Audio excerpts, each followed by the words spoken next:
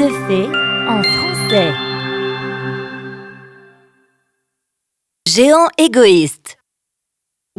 Il était une fois un château qui trônait au milieu d'une ville, mais qui semblait vide depuis des années. Personne ne vivait à l'intérieur.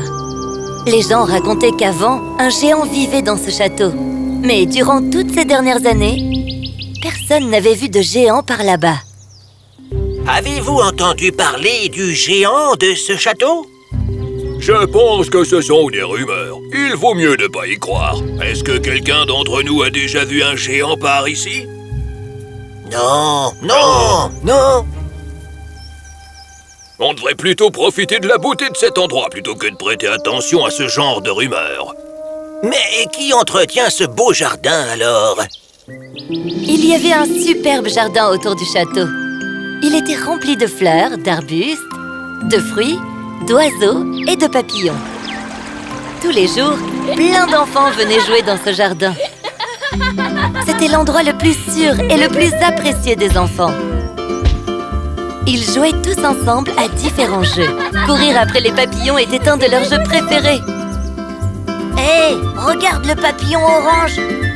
Je vais essayer de l'attraper. Cours après lui, mais s'il te plaît, lui fais pas de mal. Non, bien entendu. Le jardin était aussi beau que le paradis. Et un jour enfin, le géant arriva. Il était content de voir le beau jardin si bien entretenu. Ah, mon beau jardin! Il semble bien qu'il soit toujours béni par notre mère nature. Je suis bien heureux d'être de retour. C'était déjà l'après-midi lorsque le géant retourna au château. Il n'y avait pas d'enfants qui jouaient dans le jardin à cette heure-ci. Et le géant apprécia sa tranquillité. Mais alors, quand vint la nuit, le géant fut soudain dérangé par du bruit dehors. Les enfants étaient venus pour jouer. Le géant aimait bien vivre tout seul. Il n'aimait pas trop avoir du monde autour de lui. Il décida de sortir dans le jardin. Quand le géant sortit du jardin, les enfants qui y jouaient eurent peur. Ils se mirent à hurler et à courir dans tous les sens. Ils cherchaient tous à s'échapper.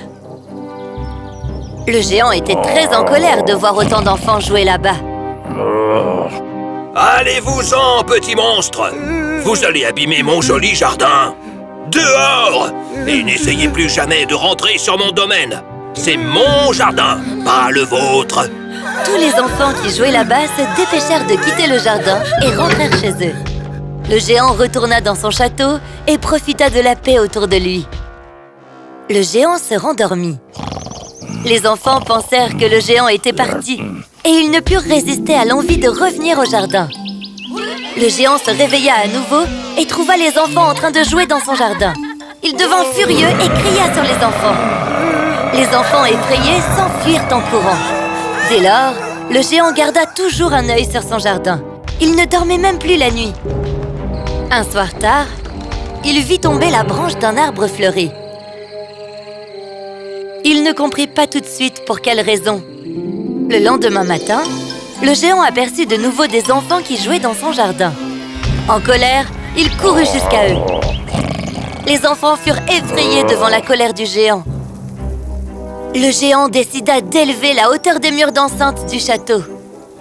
Maintenant, le géant était tout seul dans son château. Personne ne pouvait y entrer. Le géant est très égoïste. Comment peut-on s'amuser tout seul dans ce jardin? Ça doit être une personne très triste. On devrait essayer de comprendre pourquoi il est triste. On n'a qu'à lui demander de jouer avec nous. On pourra lui proposer que lorsqu'il nous autorisera à entrer. D'habitude, le géant dormait assez tard. Quand il était éveillé, il aimait s'asseoir près de la fenêtre et regarder la beauté du jardin. Mais encore de temps en temps, il voyait une branche tomber par-ci par-là. Il pensa... On en a encore pour un moment. Mais quand le printemps sera là, mon jardin fleurira à nouveau.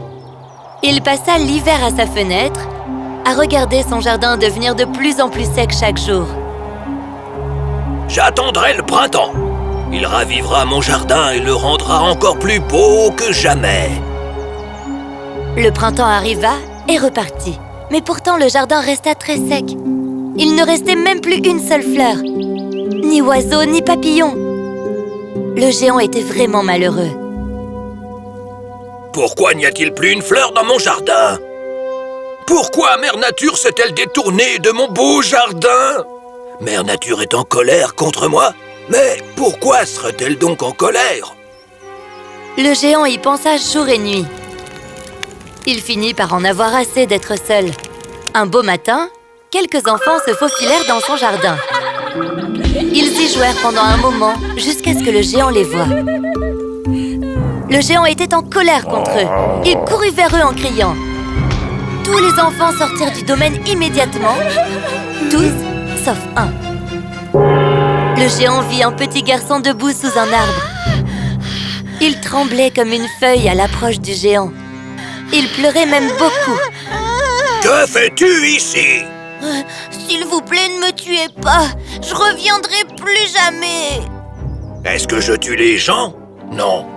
Je ne suis pas une mauvaise personne. Non, non, je ne tue personne. Toi non plus, je ne te tuerai pas. Ne pleure pas. Je veux rentrer chez moi. S'il vous plaît, laissez-moi partir. Qu'allais-tu faire juste avant que je n'arrive? Je voulais grimper à cet arbre, mais je n'y arrive pas, monsieur. Oh, vraiment? Eh bien, laisse-moi t'aider.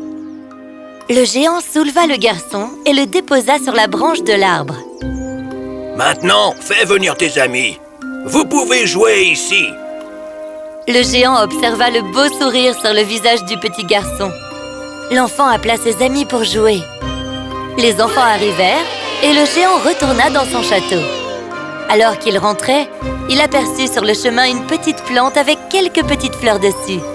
Il fut surpris, mais content aussi. Il se retourna pour voir les enfants jouer gaiement. À partir de ce jour, les enfants commencèrent à jouer dans le jardin comme avant. Et très vite alors, le jardin se remit à fleurir comme avant aussi. Le géant, assis à sa fenêtre, comprit alors où se trouvait la vraie beauté de son jardin.